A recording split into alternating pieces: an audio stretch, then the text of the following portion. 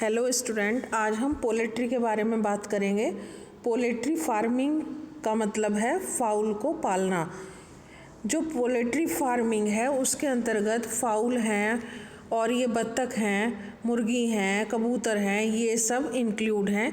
किंतु सामान्य रूप से इसका प्रयोग जो है फाउल के लिए ही किया जाता है।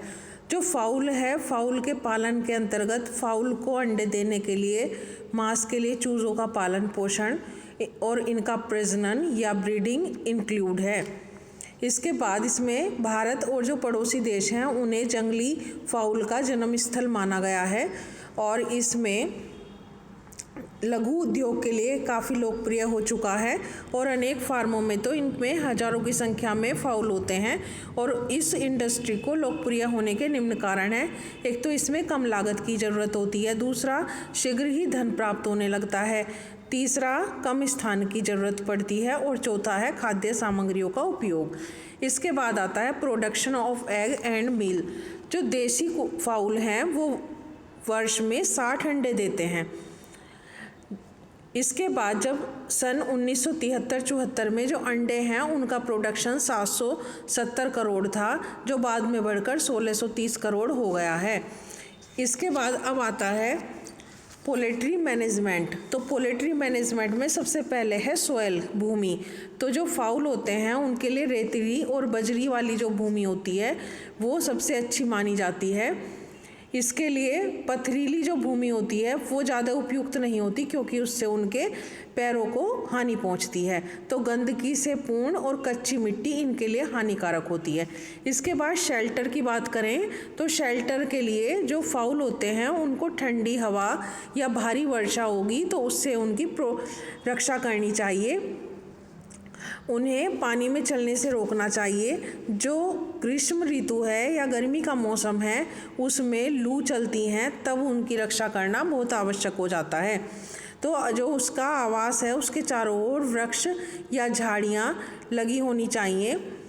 और ग्रीष्म ऋतु में जो पश्चिमी गर्म हवाएं हैं उनसे बचाने के लिए जो पश्चिम दिशा में दरवाजे होते हैं उन्हें बंद कर देना चाहिए। इसके बाद जो शेड का फर्श है वो भूमि से 3 इंच ऊंचा रखना चाहिए। इसके बाद आती है पोल्ट्री हाउस। तो जो पर्वतीय स्थान है वहाँ फाउल को रखने के लिए शेड या मकान की आवश्यकता नहीं होती, लेकिन जो मैदानी इलाके हैं वहाँ ज़रूरत पड़ती है। जो एक एडल्ट फाउल है उसके लिए 5 घन फुट स्थान चाहिए और मुर्गियों को रखने के लिए कमरे या टीन शेड के सामने बरामदा भी होना चाहिए, जिससे उन्हें भागने दौड़ने में आसानी हो। इसके बाद उसमें हवा का उपयुक्त स्थान होना चाहिए। जो फाउल की छत है उसमें लोहे की चादर, घास फूस या लकड़ी की बनी होनी चाहिए। इसके बाद इनके स्वास्थ्य के लिए उनका लाइट की आवश्यकता होती है।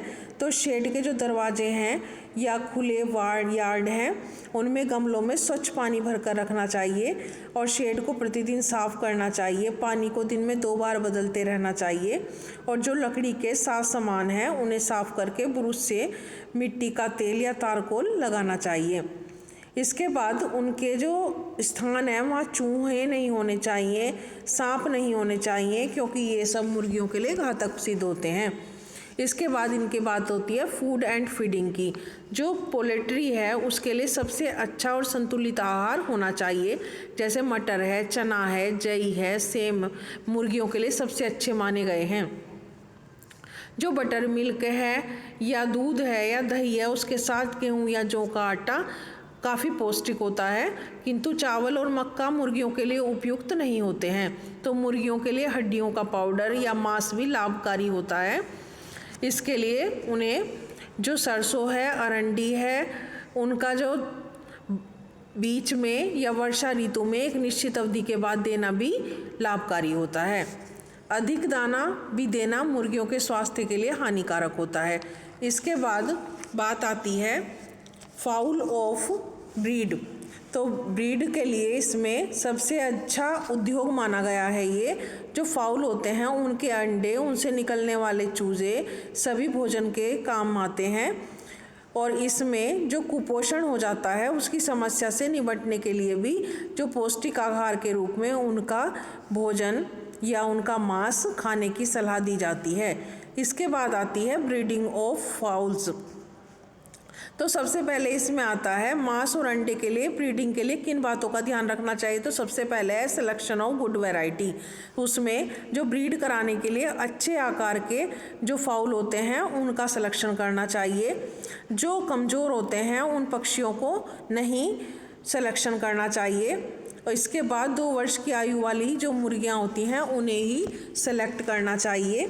इसके बाद आती है क्रॉस ब्रीडिंग की बात।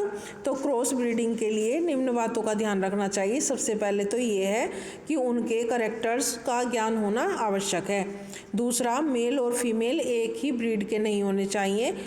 इसके बाद जो ब्रीडिंग है उनके लिए अच्छे मुर्गों का सिलेक्शन करना चाहिए।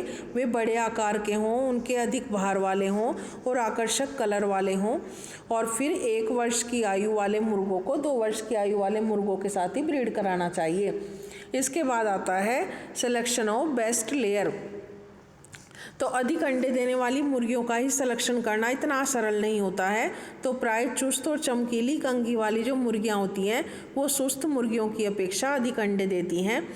तो दुर्बल, जो रोगी हैं, सुस्त हैं, कम पंखों वाली मुर्गियां हैं, उनको ब्रीड करने से रोकना चाहिए। जो मोटी मुर्गी होती है वो कम अंडे देती है। तो मुर्गियां न तो मोटी होनी चाहिए और न ही पतली होनी चाहिए। इसके बाद आता है एग्स और हैचिंग।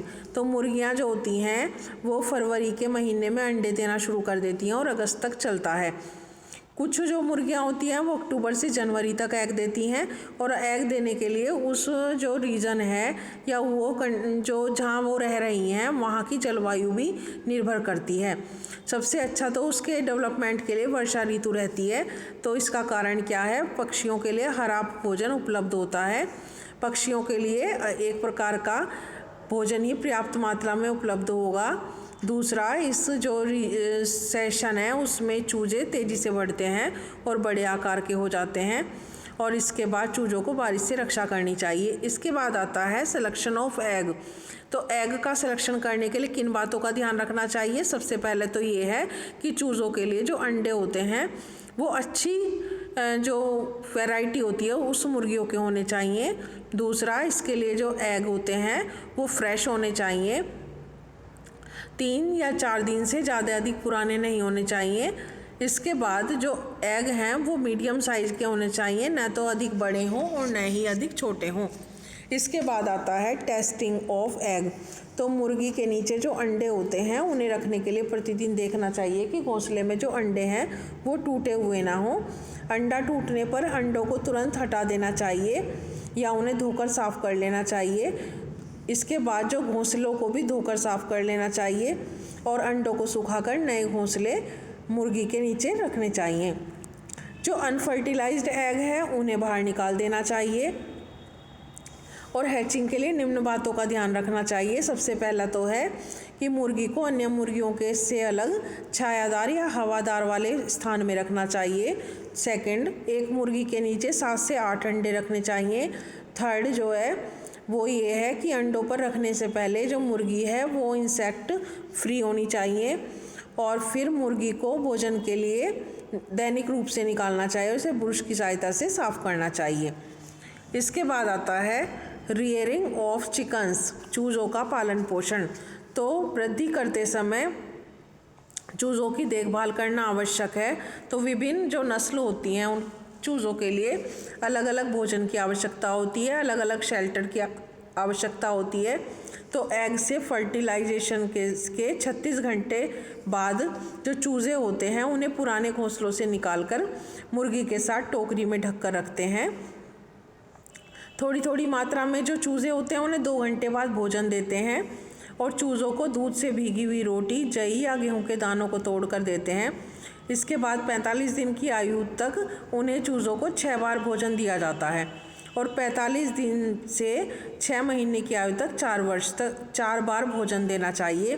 और 3 माह के बाद चूज़ों को दिन में 1 बार ऑयल केक भी देना चाहिए और चूज़ों के लिए पानी हमेशा साफ़ और स्वच्छ रखना चाहिए। इसके बाद आती है डिजीज़। जो पोल्ट्री की डिजीज़ हैं उसमें सबसे पहला है रानीखेत डिजीज़। जो मुर्गियों में होने वाले रोग होते हैं वो बहुत ही सावधान रहना उनसे आवश्यक है। जो रानीखेत डिजीज़ है वो मुर्गियों में सामान्य रूप से पाई जाती है और ये जो रोग होता है वो वायरस द्वारा होता है और सभी आयु की मुर्गियों में हो सकता है। इससे क्या होता है कि जो चूज़ा होता है अपनी चोंच खोल देता है, उसे प्यास लगती है, बुखार आ जाता है, दस्त लग जाते हैं और पैरालिसिस के बाद 2 से 3 दिन के बाद उसकी मृत्यु हो जाती है। और एक बार अगर ये रोग फैल जाता है तो एक के बाद सभी मुर्गियाँ मर जाती हैं। इसके बाद जो Indian veterinary research institute Mukteshwar है उसने इस रोग से बचने का वैक्सीन भी तैयार की गई है। जो डेड मुर्गियां हैं उन्हें तुरंत जला देना चाहिए या उन्हें मिट्टी में दबाना चाहिए। अन्य रोग कौन कौन से हैं उनमें सबसे पहला है एपोप्लेक्सी जो अधिक खाने से होता है। सेकंड बम्बल फूड अधिक मोटा होने से होता है। थर्ड क्रैम्प अधिक देर तक सर्दी में रहने से होता है। डायरिया अधिक गंदा खाने से होता है। और डिसेंट्री भी, ये रोग जो है ये घातक नहीं है लेकिन ये भी गंदा खाने से होता है। इसके बाद एग प्रिजर्वेशन है। तो हमारे जो देश हैं उसमें 95% अंडों की खपत डायरेक्ट और इनडायरेक्ट रूप में कच्चे या पकाने के बाद होती है। तो प्रिजर्व करके सीधे इसी रूप में रखते हैं या उनके तोड़कर उनके कंपोनेंट को प्रिजर्व कर लेते हैं। जो खाने के लिए अनफर्टिलाइज्ड एग को प्रिजर्व करते हैं और पानी से धोने पर जो अंडों का खोल होता है वो पोरस हो जाता है। इसके बाद आता है प्रिजर्वेशन। तो कौन कौन सी टेक्निक काम में आती हैं। तो सबसे पहला है ग्लास सॉल्यूशन। तो ये जल या सोडियम को मिलाकर रखा जाता है। इस प्रकार 15 से 20 अंडों को 1 लीटर 5% सिलिकेट के घोल में 3 माह तक रखा जा सकता है। सेकंड है लाइम वाटर। इसमें 1 भाग बुझे हुए चूने का और 5 भाग पानी लेते हैं और ऊपर से वाटर को निथारने के लिए उसे अंडे वाले पात्र में रखते हैं। इस जो मेथड है उससे अंडों को 6 माह तक सुरक्षित रख सकते हैं। इसके बाद आता है कोल्ड स्टोरेज। तो आजकल अंडों को कोल्ड स्टोरेज में 2 डिग्री टेम्परेचर पर रखा जाता है और इसके लिए सबसे पहले अंडों को गर्म कर लिया जाता है 60 डिग्री सेल्सियस पर 3 से 5 मिनट तक और फिर उसके बाद कोल्ड स्टोरेज में रखते हैं। इसके बाद आता है ड्राई प्रिजर्वेशन। तो इसमें अंडों को तोड़कर उनके योक या एल्ब्यूमिन को अलग कर लेते हैं। तो उसमें 5% ग्लिसरीन मिलाकर 20 डिग्री पर जमा कर लिया जाता है और योक और एल्ब्यूमिन को 70 डिग्री पर 10 घंटे तक गर्म करते हैं और इसे पीसकर पाउडर बनाकर रख लेते हैं। और इसका प्रयोग जो बेकरी का इंडस्ट्री है, आइसक्रीम है, पुडिंग है, कैंडीज आदि बनाने में किया जाता है।